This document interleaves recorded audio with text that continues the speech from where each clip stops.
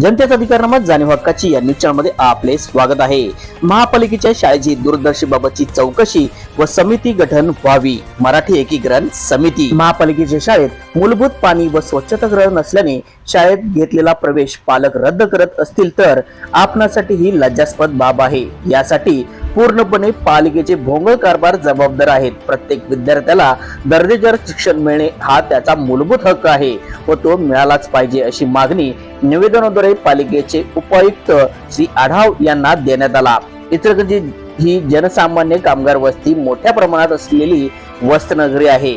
चांगले व उत्तम दर्जाचे शिक्षण मिळणे हा मूलभूत अधिकार प्रत्येक विद्यार्थ्याचा आहे, परंतु महापालिकेच्या प्रशासनाच्या ढिसाळ कारभारामुळे व नियोजन शून्य कृतीमुळे पालिकेच्या शाळेच्या दुरावस्था झाल्यामुळे विद्यार्थी संख्या कमी होत आहे व पालिका शाळा बंद पडून विद्यार्थी शिक्षणापासून वंचित राहत असून सोबतच इतर खासगी शाळेत नाईलाजाने प्रवेश घ्यावा लागत असल्याने पालकांना आर्थिक दंड सोसावा लागत आहे। शाळांच्या विविध सुविधांसाठी निधी उपलब्ध होतो, परंतु त्यांचा वापर कोठे केला जातो, निधी कोठे गायब होतो हे गोड बंगाल सामान्य जनतेला कळत नाही। आता तर नवीन शैक्षणिक वर्ष सुरू झाले तरी अद्याप पालिका शाळा या मूलभूत सुविधांपासून वंचित आहेत। पालिकेच्या शाळांमध्ये विद्यार्थ्यांची संख्या वाढावी म्हणून पालिकेने कोणते उपक्रम राबवले याबाबत प्रशासनाने पूर्ण निष्क्रिय ठरलेले आहे। मध्यंतरी सामान्य लोकांच्यातून आवाज उठवल्यानंतर प्रशासनाने पालिकेच्या शाळांचे आधुनिकीकरणासाठी मॉडेल सादर करण्यात आले असे सांगितले होते।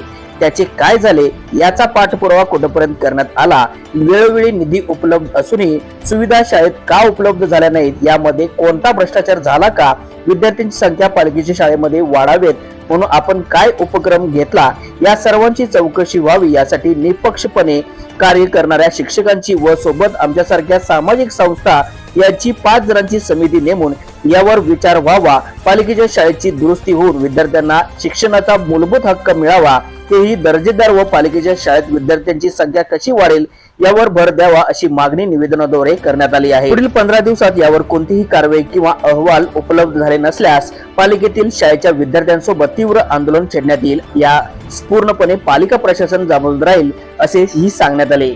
निवेदन प्रसंगी दिग्विजय महाजन, प्रमोद पाटील, विनोद शेवाळे, गिरीश खरबडकर शिष्टमंडळ उपस्थित होते। न्यूज चॅनल प्रतिनिधी श्री सचिन खोंद्रे सह। जय महाराष्ट्र। इचलकरंजी हे कामगार वस्ती असलेली वसतिगृह आहे। इथं जनसामान्य लोकांचा प्रभाव मोठा आहे, तरीही पालिकेच्या शाळांची दुर्दशा हे अत्यंत वाईट आहे। कालच एक लज्जास्पद प्रकार घडला। एक पालक आपल्या पालिकेच्या शाळेमध्ये ॲडमिशन घ्यायला गेले असता तिथं बाथरूम व पाण्याची सोय नाही म्हणून त्याने आपले ॲडमिशन परत घेतली। याहून दुसरी दुर्दैवी कोणतीही बाब पालिकेसाठी किंवा इचलकरंजीसाठी नाही आहे।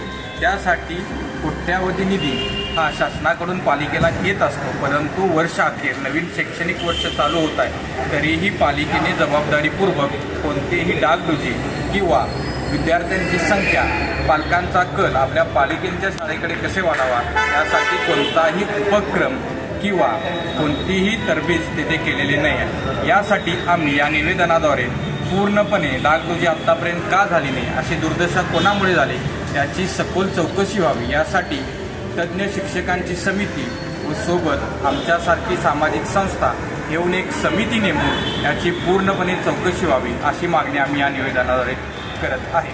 शिक्षण हा प्रत्येकाचा मूलभूत अधिकार आहे आणि तो मिळालाच पाहिजे। जय महाराष्ट्र। जनतेचा अधिकारनामा जाणीव हक्काची या न्यूज चॅनलला लाईक, शेअर व सबस्क्राईब करण्यास विसरू नका व सदैव रहा अपडेट।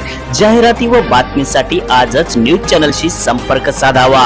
80 87 820 897।